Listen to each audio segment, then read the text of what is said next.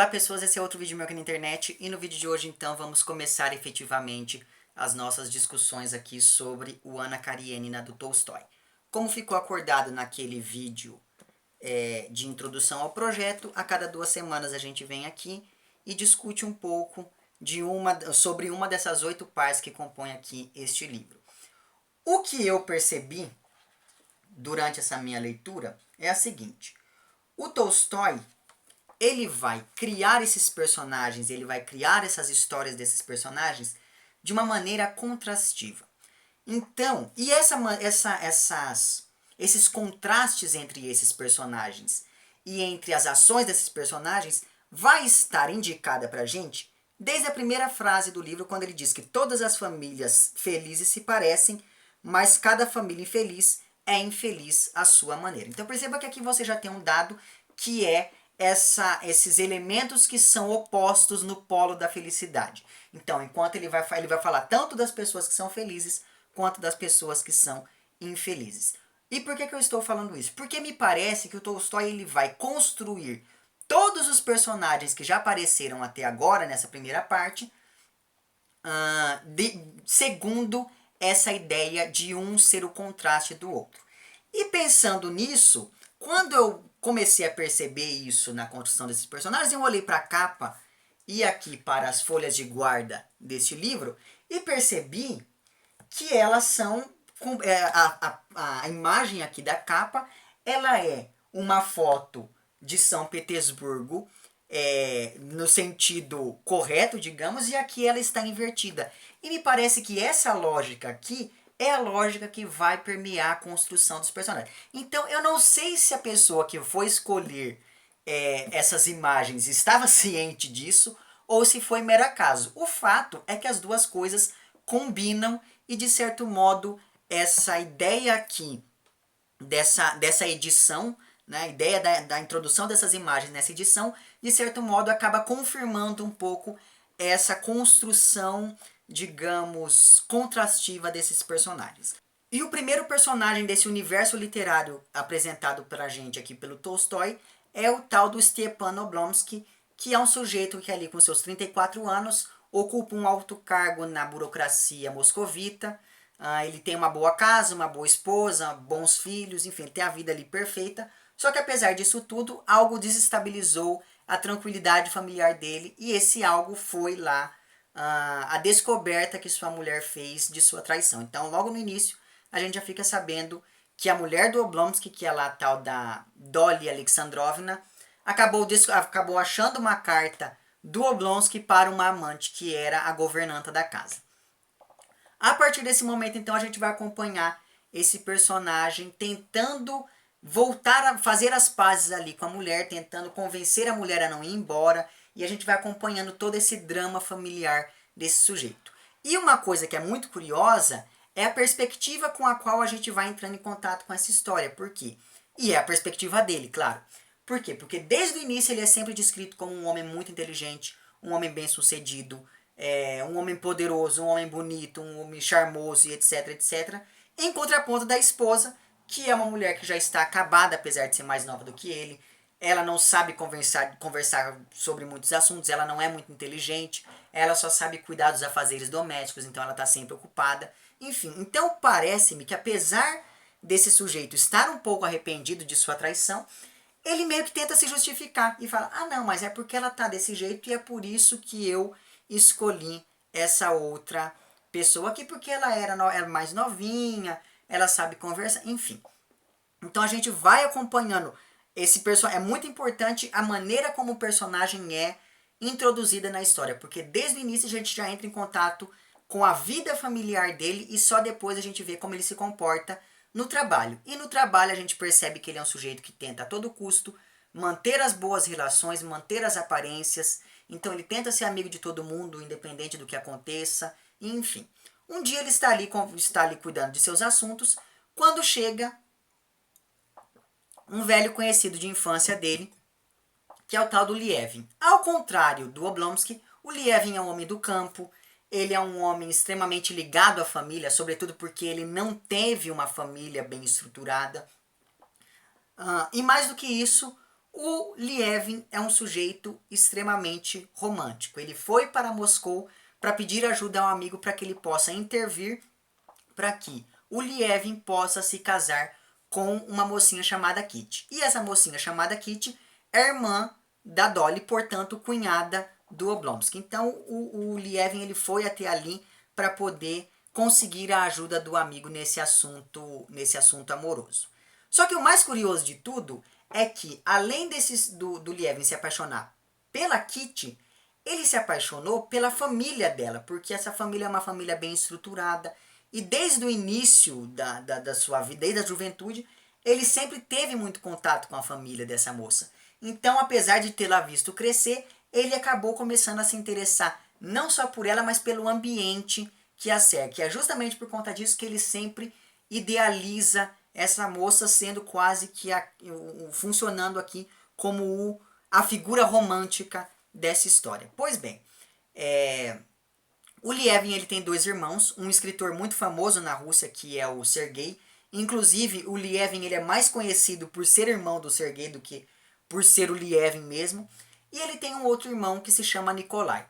O Nikolai ele é o típico revolucionário. Então ele tem umas ideias comunistas, ele está tentando criar uma sociedade que enfim, em que não exista propriedade privada, onde as pessoas trabalhem para um bem comum e etc, etc.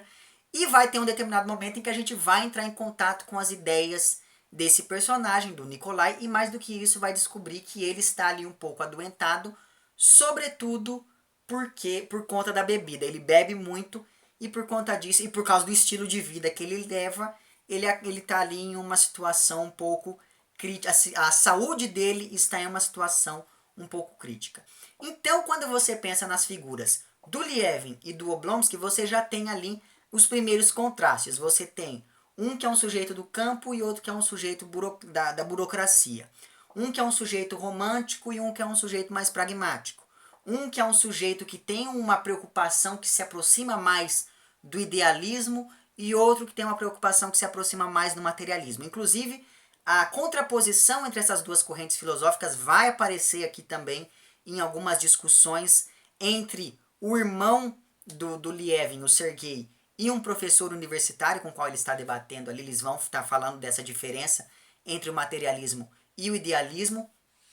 E mais do que isso, uma das coisas que mais distingue esses dois personagens, o Oblonsky e o Lievin, é que enquanto um é totalmente ligado ao amor e à família, o outro é mais ligado ao sexo e ao trabalho. Tanto que tem um determinado momento aqui em que eles estão jantando, e isso está na página 54, em que o Oblonsky diz o seguinte: suponha que você é casado, ama sua esposa, mas se apaixonou por outra mulher. Desculpe, mas positivamente não compreendo como poderia. Do mesmo jeito que não compreendo como eu poderia agora, depois de ter comido até fartar, passar diante de uma confeitaria e roubar um brioche. Então veja que essa cena para mim, a cena do restaurante talvez seja a cena que mais mostre essas diferenças entre esses dois personagens. Mas enfim, o fato então é que depois desse jantar, o Oblonsky acaba convencendo o Lievin a ir falar com a Kitty e tentar, enfim, pedir a sua mão em casamento. Ele vai, começa a cortejar a moça, só que no meio desses cortejos ele acaba sabendo que há um outro rapaz que também está cortejando a tal da Kitty. Só que esse rapaz é visto como um partido muito melhor do que ele, porque ele é mais novo, porque ele é um rapaz da sociedade, ao contrário do Lievin, que é um cara do campo, meio isolado. Ele é um rapaz muito culto, ele sabe se portar bem, ele não é uma pessoa muito explosiva, ao contrário lá do tal do Lievin, que independente do que aconteça, se ele tiver que falar alguma coisa, ele fala, doa quem doer. Então, e esse rapaz que é o partido um pouco melhor do que ele, é o tal do Vronsky. Só que desde o início, a gente começa a observar algumas coisas, a gente fala, esse tal desse Vronsky não é uma boa, não é bem católico esse sujeito, como diria minha avó. Então, desde o início a gente começa a perceber que ele é muito solícito, que ele é muito cheio de risadinhas, que ele tenta ser amigo de todo mundo, que ele agrada a todo mundo, que ele fica de conversinha. Então, desde o início a gente já percebe que há algo de podre no reino da Dinamarca com relação a esse rapaz. Mas enfim, a gente só vai saber um pouquinho mais da índole desse sujeito quando chegar uma outra personagem, que é a tal da Anna Karenina aqui do título. Por quê? A Ana, ela mora em São Petersburgo, e São Petersburgo é uma cidade muito mais cosmopolita do que Moscou, e isso fica claro sobretudo pela maneira com que a Ana se comporta em sociedade. Enfim, a Ana, ela foi para Moscou para tentar ajudar o marido, e ela é irmã lá do Oblonsky. Ela foi tentar ajudar o marido a fazer as pazes com a Dolly. Então o marido, depois que a mulher descobriu a traição, ele escreve uma carta para essa irmã e fala: olha, vem aqui me ajudar, por favor. E ela vai. Quando ela está no trem, ela acaba encontrando com a mãe do tal do Vronsky, que é o partido da Kitty. E daí o que acontece? Conversa vai, conversa vem. Ela acaba conhecendo esse tal desse Vronsky. E logo na primeira vez em que eles se encontram ali na estação de trem, a gente já percebe que aconteceu alguma coisa, que eles começaram a se gostar ali.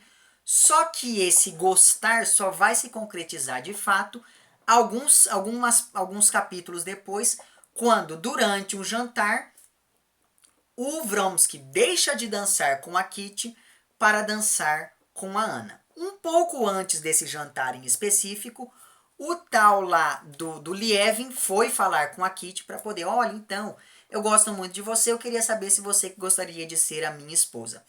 E a moça que já havia recebido a proposta, não a proposta, mas enfim, ela já estava percebendo que o Vronsky tinha um certo interesse romântico nela, acaba recusando a proposta do Liev. Então ela fala: não, a gente é muito amigo, mas vai ficar só na amizade mesmo, muito obrigada, já tenho outra proposta. Daí o que acontece? Aconteceu a melhor coisa que poderia acontecer, que é essa menina que dispensou uma pessoa que realmente gostava dela, foi para essa festa dançar com o tal do Vronsky, e daí o que aconteceu? Quando ela chega na festa, ela percebe que o Vronsky só tem olhos para a Anna Karenina. Mas não foi só ela que percebeu isso. Todo mundo que estava na festa começou a perceber que havia um envolvimento, não é nem amoroso, um envolvimento erótico entre a Anna e o Vronsky. Inclusive a própria Anna, que já sabia que o Vronsky, teoricamente, estava ali comprometido com a Kitty. Como a Hannah é uma mulher de pudores e é uma mulher casada, ela acha que aquilo ali é um ambiente muito inóspito para ela, então ela resolve ir embora no dia seguinte. Quando ela está lá feliz da vida, indo embora para sua família, pensando que deixou aquele rapaz para trás e para que ele pudesse casar lá com a tal da Kitty, quem que ela encontra no trem? O tal do Vronsky. E por que ele está nesse trem? Porque ele descobriu que a Anna Karenina estava voltando para São Petersburgo. Aí ele falou: não, como eu descobri que você estava voltando para sua cidade, eu deixei a minha vida para trás e resolvi ir lá para poder ficar com você, ainda que ele saiba que ela seja casada. E é justamente nesse momento em que ele se decide de fato uma vez que eles já estão em São Petersburgo, quando ele se decide de fato a começar a frequentar os salões e a sociedade que ela frequenta, é que essa primeira parte do romance se encerra. Enfim, então, de um modo geral, o que a gente pode perceber, eu não sei se você percebeu pelo que eu disse, mas o Tolstói, ele conta várias histórias ao mesmo tempo. Então, você começa o livro pensando que o foco vai ser na família do Oblonsky, aí depois você pensa que vai ser no drama lá da Kitty que escolheu o noivo, aí depois você pensa que vai ser no Nikolai que está enfermo, depois você... Então, existem uma série de histórias que vão sendo tecidas para que a gente possa ir acompanhando como elas vão se aproximando e se distanciando à medida em que as coisas vão acontecendo. Então, eu não sei se você percebeu também, por essa minha fala, mas há uma série de contrastes na composição desses personagens. Então, o Oblonsky é totalmente oposto lá ao amigo dele, ao Lievin, que também se opõe, de certo modo, ao tal do Vronsky. A Anna Karenina é totalmente oposta a Kitty, e é isso que acaba atraindo o rapaz e fazendo com que ele vá atrás dela para São Petersburgo. O modo de vida desses personagens é totalmente oposto. As ideias desses personagens são totalmente opostas. E a maneira com que esses personagens são introduzidos no romance também se opõe. Enquanto um é introduzido lá no ambiente familiar, o outro é introduzido em um ambiente mais burocrático. E eu acredito que isso acaba, de certo modo, ajudando a compor uma imagem distinta para esses dois personagens. E a última coisa que eu gostaria de falar, só para encerrar esse vídeo, é a importância do olhar dentro deste livro. Não só o olhar externo desse narrador, mas o olhar das próprias personagens. Porque você pensa, tem uma frase que é constantemente repetida aqui, que é um verso do Pushkin que diz lá: pelos olhos eu reconheço um jovem apaixonado. Então essa ideia do olhar, essa ideia do ver é muito importante pelo que eu estou observando aqui. Porque você tem essa ideia toda de viver pelas aparências, que aparece sobretudo lá no Oblonsky. Você tem a ideia de que a esposa do Oblonsky só descobre a traição quando ela lê a carta. E você tem a ideia de que a Kitty só percebe o envolvimento entre o Vronsky e a Anna Karenina quando ela vê os dois dançando. Então o olhar, ele é algo importante aqui para que a gente possa entender como que essas personagens vão se relacionando. Pelo menos é isso que eu pude perceber, né, da minha leitura dessa primeira parte, certo? Enfim, diga lá nos comentários a quantas andam as leituras de vocês. Se vocês estão gostando do livro tanto quanto eu, o que é que vocês perceberam de diferente no livro que por acaso eu não tenha comentado aqui? Qual foram os trechos que vocês acharam mais significativos? Os personagens com os quais vocês mais se apegaram? E é isso. Se você gostou do vídeo, não esqueça de curtir e de compartilhar. Caso não tenha gostado, não esqueça de dizer lá embaixo porque não gostou. Se você está inscrito no meu canal, muito obrigado pela sua inscrição. E caso não esteja inscrito, se inscreva também lá embaixo.